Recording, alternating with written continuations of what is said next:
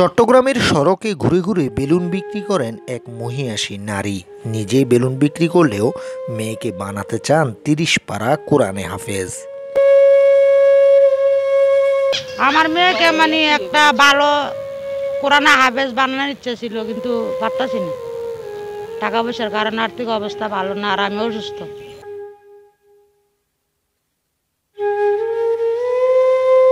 অসুস্থ স্বামীর ওষুধের খরচ আর মেয়ের মাদ্রাসার খরচ জোগাতে বেলুন নিয়ে সড়ক দাপিয়ে বেড়ান ৪২ বছর বয়সী এই সংগ্রামী নারী। যে বয়সে সংসার গোছানোর কথা ছিল, সেই বয়সেই এখন হাল ধরেছেন সংসারের। বলছিলাম ঝর্ণা বেগমের কথা। এই সমাজের ৮-১০ জনের কটু কথা উপেক্ষা করে পরিবারের সদস্যদের মুখে দুবেলা দুমুঠো ভাত জোগাতেই এই সংগ্রাম তার। ঝর্ণার স্বপ্ন ছিল মেয়েকে কোরআনে হাফেজা বানানোর, তবে তার স্বপ্নগুলো এখন সব ভেঙে চুরমার।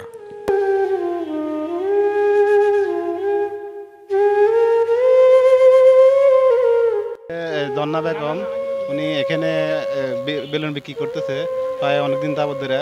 তো আসলে উনি অসহায় বিদায় বুঝছেন, উনি বেলুন বিক্রি করতেছে, ঠিক আছে। ওনার সাংসারিক হয়তো কোনো ট্রাবলস থাকার কারণে, ওনার ফ্যামিলিতে কোনো সমস্যা থাকার কারণে উনি বেলুনগুলো বিক্রি করতেছে, ঠিক আছে।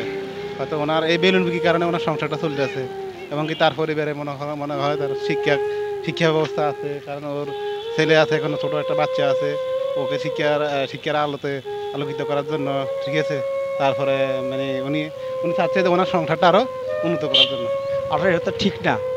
এখন নিরীহ মানুষ এই টুকটাক করে ব্যবসা বাণিজ্য করে নিজে ফ্যাট এবার একটা ছেলেকে চালান, ওনার জন্য খুব কষ্টকর। তবু না চালাই পারে না, বাধ্য করে উনি কোনো বিক্রি করতেছে না, কোনো সুইডাইট করতেছে, উনি একটা টুকটাক ব্যবসা বাণিজ্য করে নিজের জীবিকাকে নির্ভর করে চালাইতেছে। প্রতিদিন সকাল 10টা থেকে রাত 9টা পর্যন্ত বেলুন বিক্রি করেন তিনি। ছোট বাবুদের খেলনা সহ হরেক রকমের বেলুন সংগ্রহে থাকে তার। প্রতিটি বেলুন 20 টাকা, কিংবা বড় বেলুনগুলো 30 টাকা লাভে বিক্রি করে দিন প্রতি 100 থেকে 150 টাকা আয় হয় তার। আর এই টাকা দিয়ে সংসার চলে ঝর্ণা বেগমের।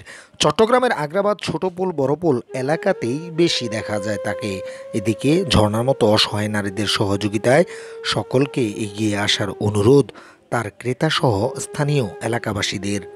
তার স্বামী তাকে সংসার খরচে চালায় না, সেজন্য সে নিজের পরিশ্রমতে, সে নিজের চেষ্টায় নিজের সংসারকে হাল ধরছে। স্বামী অমানুষের বাচ্চা, সে যদি মানুষ হইতো তাহলে স্ত্রীকে ফতে নামাইতো না।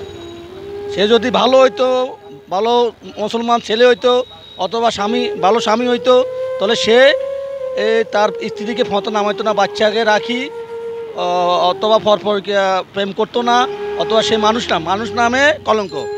আমরা সে সমাজকে বলতেছি, মানুষ এগিয়ে আসুন, ও ঝর্ণা বেগমের মতন একটা সমাজ দেখেন কত কষ্ট হচ্ছে। নিজে পরিশ্রমেতে সে ইচ্ছে করলে খারাপ পথে যেতে পারতো, অন্য দিকে যেতে পারতো, সে না, এটা না, যে সে নিজে পরিশ্রম করে সংসার চালাতেছে। আমি আগে চাকরি করতাম, অসুস্থর কারণে চাকরি করতে পারি না। এখন আজকে 2 বছর ধরে বেলুন বিক্রি করি। আমার স্বামী রিক্সা চালায়, কিন্তু সংসার চালাতে পারে না। ও একটু বয়স্ক, ব্যবসা করতে পারে না। আমার অনেক টাকা ঋণ, ব্যবসা করে ঋণ বেশি হয়ে গেছে, এই জন্য আমি এগুলো বিক্রি করি। এখন এগুলো করেও আমি সংসার চালাতে পারতেছি না।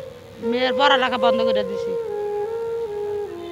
পারতেছে না। আর তো কই লাভ নাই। আর বিয়ে হয়েছে আমার আজকে 16 বছর, 16-17 বছর। 16-17 বছরের ভিতরে এই অবস্থা এরকম। তো শুরু থেকে এরকম তো না, আর এটার সাথে তো আর গাঞ্জাম করে লাভ নেই, আমার সংসার খরচও দিবে না। ঝর্ণার স্বামী একজন রিক্সা চালক। বয়সের সাথে সাথে অসুস্থ হওয়ায় প্রতিদিন কাজে যেতে পারেন না তিনি। ফলে নিয়ম করে বাধ্য হয়েই প্রতিদিন বেলুন নিয়ে সংগ্রাম চালাতে হয় তাকে। তাদের সংসারে এক ছেলে ও এক মেয়ে। তার ইচ্ছে ছেলে মেয়েকে লেখাপড়া শিখিয়ে মানুষের মতো মানুষ করার। তবে তার স্বপ্নগুলো আর্থিক অভাব অনটনের কারণে এখন যেন থমকে আছে। তার বাড়ি কুমিল্লা জেলার মুরাদনগর থানায়।